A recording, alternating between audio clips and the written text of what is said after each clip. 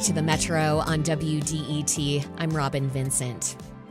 If you've been paying attention to the Detroit mayoral race, you'll hear one topic that comes up again and again and again: business.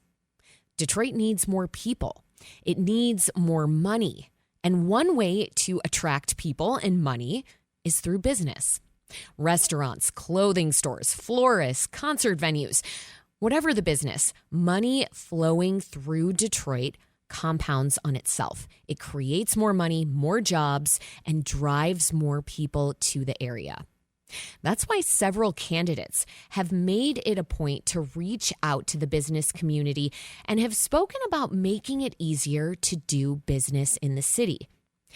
That might be partly why City Council made it easier to conduct business last week. The new ordinances that were unanimously approved made the licensing process easier and less cumbersome. To discuss these changes now and why they happened, we have Hassan Beydoun here. He's Group Executive of Economic Development for the City of Detroit. Hassan, welcome to the Metro. Good morning. So, Council President Pro Tem James Tate was quoted in Bridge Detroit saying that this was the, quote, most substantial change to business licensing he's seen in 15 years on the council. Why do you think these business deregulation measures are happening now? Sure. I think really this has been a growing movement within the city. And it's something that we've heard time and time again from business owners since I started with the city in 2021, which is essentially, it is way too hard to do business in the city of Detroit. It's too hard to play by the rules and to follow the rule book. And essentially what you have is, I started to ask a lot of these small business owners, folks from, immigrant backgrounds, black and brown businesses, if it's so difficult, how are you guys operating? And it turns out a lot of them don't have licenses. A lot of them are not going through the process. And it's not because they're intentionally trying to get around it. It's because they tried. And it's just that difficult. It really is. We have all these barriers that don't exist in a lot of other neighboring cities. And the result is just this super complex framework of regulations and restrictions. Okay, so when you talk about all these barriers that exist that we don't necessarily see in other cities, can you give us a few examples of those without taking us too much into the weeds? Yeah, of course. The biggest one I'd point out is the fact that we had this separate restaurant license requirement in addition. So we had a city business license requirement for restaurants that sits on top of the license that you need to get from the state that's issued through the local health department. So it's a completely redundant type of license that required, 4+ weeks to make it through the process, several $100s in fees, all really, complexity in terms of time and cost burdens that not only add to the cost of doing business, but really serve as a barrier to operating and doing a business correctly. So broadly speaking, the City Council made it easier to move through the licensing process, and it made it so they'll have to do it less often. What do you think will be the impact of these ordinances? I think twofold. One, what you're going to see is a lot of existing businesses that are operating outside that framework currently are now going to be captured by our regulatory system. They're going to register as a business. They're going to start having their permits and everything in line. And so you're going to have that, and that's just good governance, right? Separate from that, though, and more importantly, is you're going to actually, I think, have an expansion of the economy in Detroit. The economy in Detroit is very much built on the backbone of small businesses. It's such a big part of our culture. And I think with these changes, and we're hearing this day and day since the ordinance passed, that folks have been waiting for this. They're excited about it. We know for a fact that this is going to create more businesses in the city, and those small businesses tend to be in neighborhood corridors. They don't tend to be downtown and midtown where we see most of the economic activity, and that's incredibly important. Building those neighborhood corridors, getting those places filled up with small businesses has a domino effect and a multiplying effect that is really conducive to this kind of economic growth in the neighborhoods that really results in an equitable distribution of wealth. This is the Metro on WDET. I'm Robin Vincent. We're talking about the Detroit City Council's decision to make licensing easier for businesses in Detroit.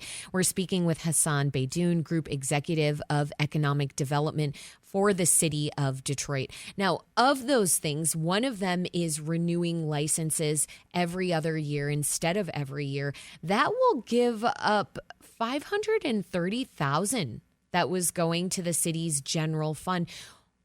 Hassan, what do you say to people who are concerned about giving up that money? Sure, two things. One, I think it's more than made up for in the economic growth that we see in the city. A lot of our economic development strategy in the city depends on facilitating growth so that we can capture income taxes, for example, and that kind of generation of economic activity comes back to the city in various forms. So we think we more than make up for it. Even putting that aside, though, we have essentially been able to restructure internally and administratively to make sure that fiscal impact doesn't actually impact operations or staffing or anything like that. And we feel very comfortable that we're going to be able to move forward just as much on the enforcement side as we do today, if not more, even with these changes in that fiscal impact. But the argument can be made that regulations are around for a reason. Generally, they protect people's health. Are you concerned that these deregulations could potentially hurt customers or allow businesses to, let's say, cheat the system by operating while not being up to code? It's a great question, and the answer is not at all. We were very intentional in this process in balancing the need to protect public health and safety while minimizing these burdens that have a disproportional impact on small businesses. So we went through we had a team of lawyers that went through the Detroit City Code, see what levers we have to pull on with these businesses, particularly bad actors, and do we need these existing regulations and restrictions in order to effectively police public health and safety? And we answered that pretty conclusively that no, we don't need these things in place. We still have those levers. We can still go after all the bad actors. This really will have a completely no impact at all on public health and safety. It's going to be purely a benefit, and I feel pretty strongly about that. Hassan, if we could, let's envision the future. I certainly would love to see more small businesses in Detroit. That's where I want to spend my money whenever possible. How many more businesses do you think will be created because of these ordinances that were implemented? It's hard to say for sure. It's hard to quantify just because of that point I made earlier about all the existing businesses that are not currently in the regulatory environment that we oversee in the city.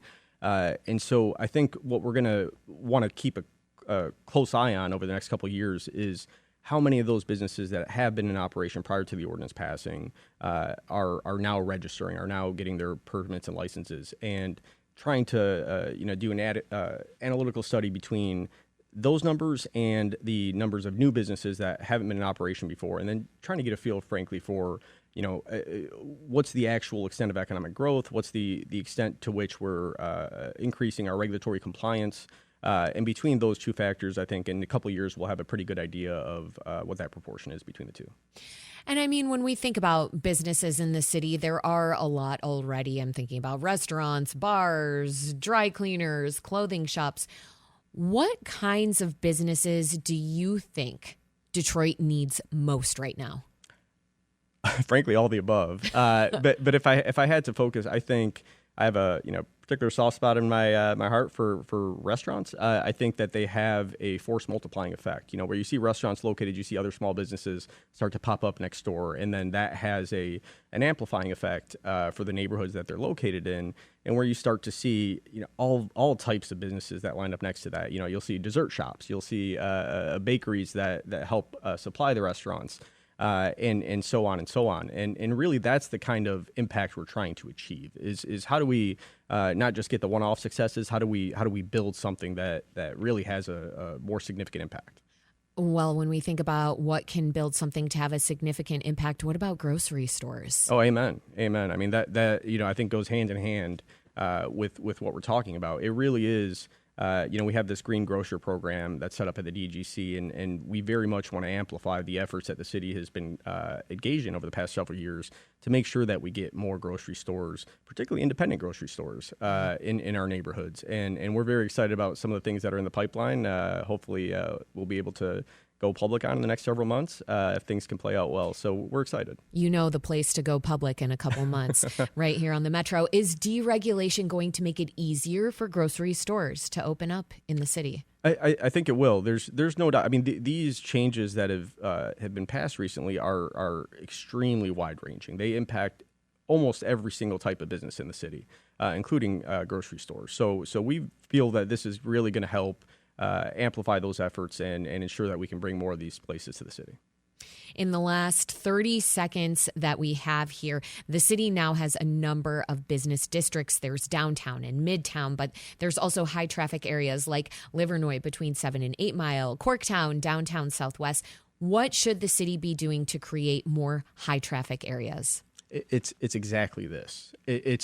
By making it easier to start a business, again, because the benefit of that goes automatically into the neighborhoods. Small businesses, the barriers to entry are less in neighborhood corridors where we want to see the most economic growth because that's going to have an equitable impact. And so by eliminating barriers that impact small businesses in particular, that's naturally going to lead to growth in these neighborhood corridors that frankly could benefit off of that pretty significantly. And I think that everyone is in agreement. They'd like to see the impact there.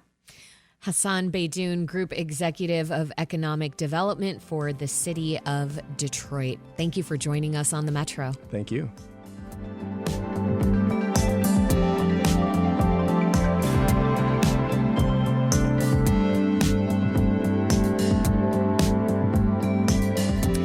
This is the Metro on WDET.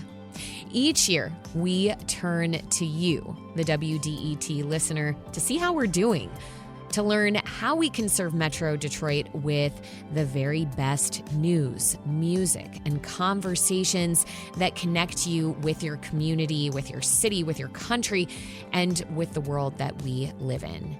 And it is that time of year again for WDET's annual listener survey. It takes less than 10 minutes, and you could win some sweet WDET gear. So help us to help you. Take the survey now at WDET.org/survey.